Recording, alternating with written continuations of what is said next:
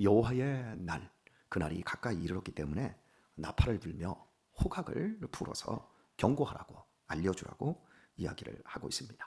그리고 이어서 여호와의 날이 도래하는데 강력한 군대가, 엄청난 수의 군대가 조직적으로 성을 포위하고 성을 기어오르고 그들은 전혀 상하지 않은 채 성을 뛰어넘어 집으로, 그리고 지붕으로 올라가고 또 창으로 들어오는, 그래서 땅이 진동하며 하늘이 캄캄하며 별들이 빛을 거두는 그날, 그래서 여호와께서 그 군대 앞에서 소리를 발하시고 그 진은 심히 크고 그 명령을 행하는 자는 강하니 그들을 당해낼 자가 없다. 그 상황을 이길 수가 없다. 그러니 이 상황에서 너희가 할 수 있는 유일한 일은 이제라도 금식하며 울며 애통하고 마음을 다하여 내게로 돌아오라, 이렇게 말씀하셨다라고 하는 것까지 저희가 읽게 되었습니다. 여하튼 간에 여호와의 날이 임하면 이것이 메뚜기 떼인지 아니면 군대인지는 몰라도 이런 엄청난 상황 속에 직면하게 된다라고 하는 것, 그날은 어떤 한 지역, 지금 현재 전 세계의 여러 곳에서 국지전들이 벌어지고 있지 않습니까? 이렇게 국지전이 벌어지고 있음에도 불구하고 우리에게는 별로 느껴지지 않고 심각하지 않지만 여호와의 날은 온 우주, 전 세계가 이런 한계 상황에 직면하게 된다라고 하는 겁니다. 그래서 지금까지 살아왔던 그 삶은 에덴 동산과 같은 환경이었지만 이제 불이 타고 지나가 버린, 그래서 황무한 들판처럼 변하게 된다 말씀하고 있습니다. 제가 계속해서 여러분에게 말씀드리고 싶지만 우리의 의식 속에서 하나님을 위에 둬야 됩니다. 하나님으로만 행복과 기쁨을 삼아야 합니다. 이 우주와 우리의 주인은 하나님이십니다. 내가 주인이 아닙니다. 그런데 우리는 이 인간 그 체제 속에서 이 세계는 자연적으로 생겨났고 우리가 발딛고 사는 삶의 근간들은 모두 보이는 구역, 보이지 않는 또한 구역을 만들어 놓고 이것은 내 거다. 장당동 68-9번지 이 공유 면적은 우리 송탄 장로교의 것이다. 여러분이 살고 있는 아파트 다 이게 내 거다. 이런 형식으로 내 것이 아무것도 없음에도 불구하고 우리 인간이 주인이 되어 있습니다. 그리고 감사치 않습니다. 하나님을 몰아낸 이 인간의 삶. 그래서 이 삶 속에서 우리에게 가장 필요한 것은 주인이 되신 하나님의 자리와 그분의 그 영광을 인정하고 높여드리는 것이어야 함에도 불구하고 유사한 신, 하나님이 아닌 유사신을 우리 머리 위에 올려놓고 있습니다. 그것이 무엇입니까? 가장 쉬운 표현으로 얘기합시다. 이 세상을 참 멋들어지게 행복하게 한번 살려면 뭐만 있으면 된다? 돈만 있으면 된다. 신이 되어 있는 거예요. 에덴 동산은 왜 에덴 동산이지요?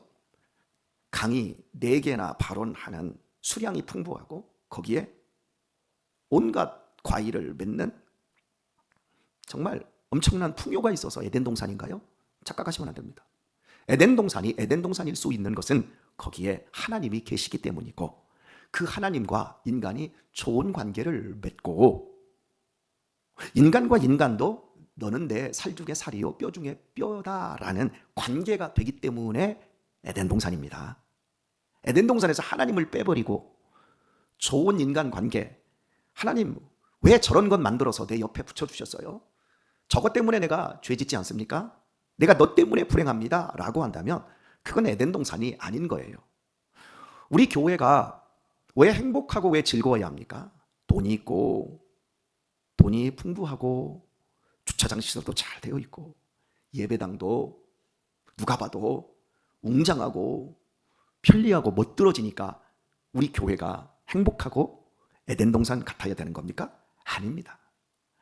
우리 교회가 돈도 별로 없고 또 주차장도 없고 주차장뿐입니까? 마당 한 평도 없는 교회, 마당도 한 편 없고 시설도 안 좋고 누가 봐도 참 추레해 보이고 그렇다 할지라도 우리의 예배 가운데, 우리의 기도의 가운데, 우리의 교제 가운데 하나님이 함께 해주신다면, 그리고 우리가 서로를 진심으로 사랑하고 격려해주고 지지해주고 진정으로 좋은 관계, 믿음의 관계를 이어갈 수 있다면 여기가 에덴 동산이고 여기가 행복인 줄 믿습니다.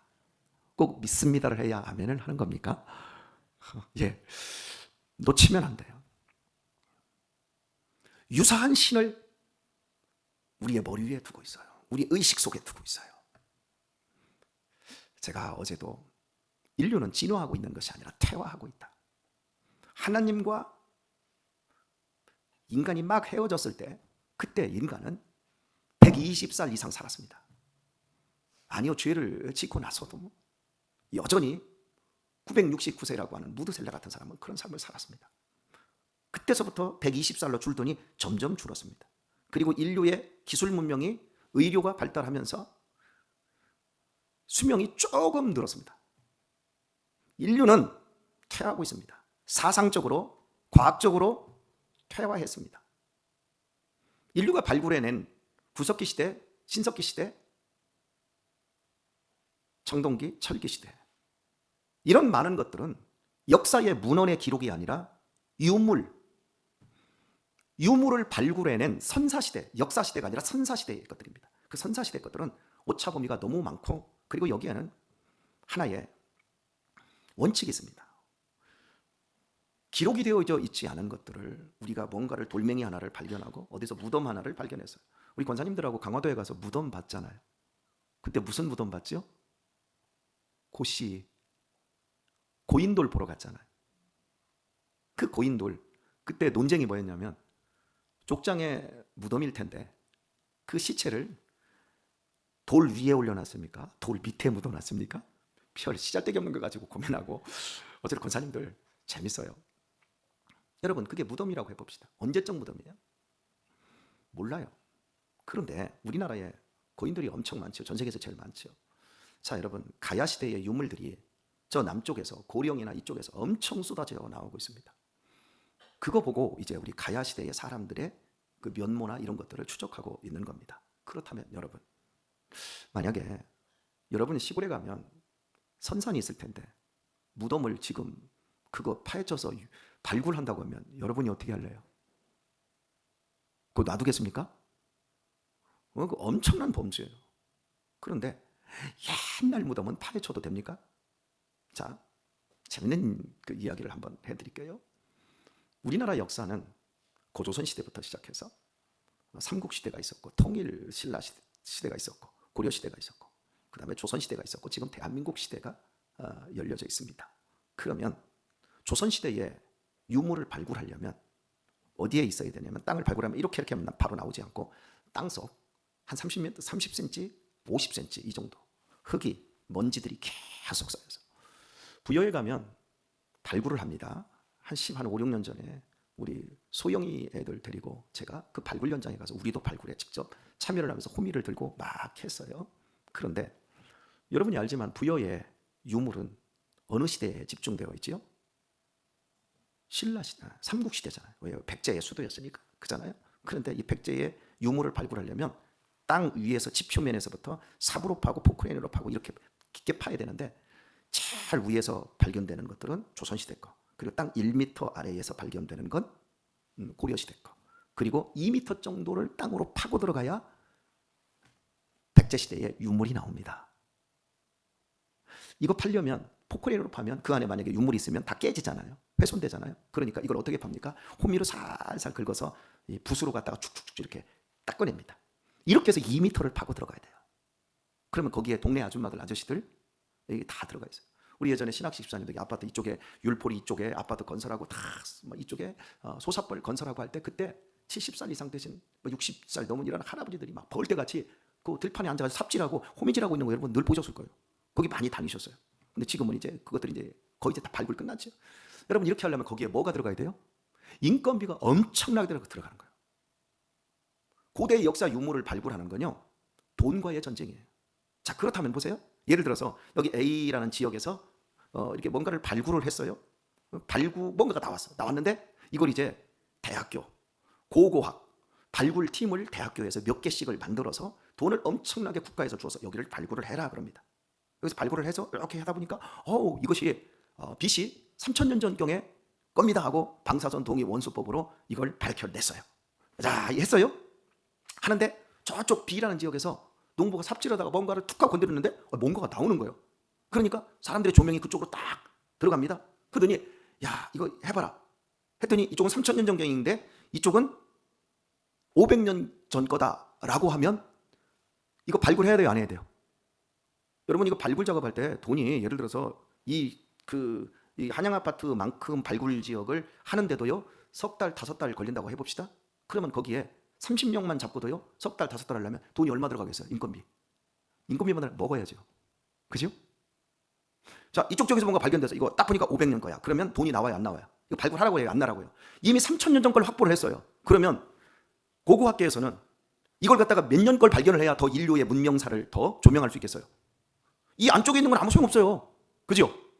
그러면 이게 딱 발견된 걸 딱 하면 돈이 나오려고 하면 국가에서 프로젝트를 세우고 돈을 지출을 하려고 하면 이게 몇 년 전 거냐면 500년 전 겁니다. 그러면 여기서 3000년 전 거 이미 발굴했는데 그까지 뭐 발굴해? 발굴할 필요 없어. 그럼 이 사람들이 어떻게 합니까? 이건 여기다가 이제 3000을 보태는 거예요. 여기는 3000인데 여기는 3500년 전. 여러분 생각해 보세요. 3000년 전 거나 500년 전 거나 여러분 구분이 됩니까? 누구만 돼요? 한번 얘기해 봅시다. 여러분 몸에 암이 생겼어요. 암이 이쪽이 지금 왼쪽 오른쪽 여기가 아파요. 그러면 이게 간에 생긴 암인지 아니면 뭐 담낭 쪽에 생긴 암인지 여러분이 알아요? 의사가 그렇다면 그런 거예요. 의사가 이렇게 치료받으라면 치료받아야 돼요. 그죠? 의사 말을 듣는 거예요. 여러분 이렇게 지식의 영역은요 검증의 영역이 아닌 거예요. 그러다 보니까 돈을 받고 발굴을 하고 그래야 또 그 사람들은 또 먹고 살지요. 그러면 이건 3500년 전 겁니다. 이러니까 계속 시대가 부풀려지는 거예요. 여러분 제가 여러분한테 낭설, 거짓말을 지금 하고 있는 게 아니라 실제 발굴의 역사라고 하는 책을 보세요. 이런 식으로 모든 연대기가 다 부풀려져 있는 거예요. 그러니까 돈과 연결되어 있는 거예요. 자, 오늘 또 새벽에 요즘 설교를 하고 있는 건지 제가 지금 강의를 하고 있는 건지 분간을 못할 정도로 제가 그런데 그래도 중심은 잡아야 하겠습니다. 제가 어제 인류는 그렇게 이런 식으로 퇴화하고 있는데 그럼에도 불구하고 인류는 진화론에 딱 틀에 박혀 있다. 어제 설교했는데 별로 성도들이 은혜를 못 받더라고요. 엄청난 설교인데 사실은. 어제 설교 같은 기조는 칼 야스퍼스의 축의 시대라고 하는 그런 부분들과 일맥상통하는 건데 알아듣고 진흙 속의 진주를 알아보는 사람들이 별로 없는 것 같아요.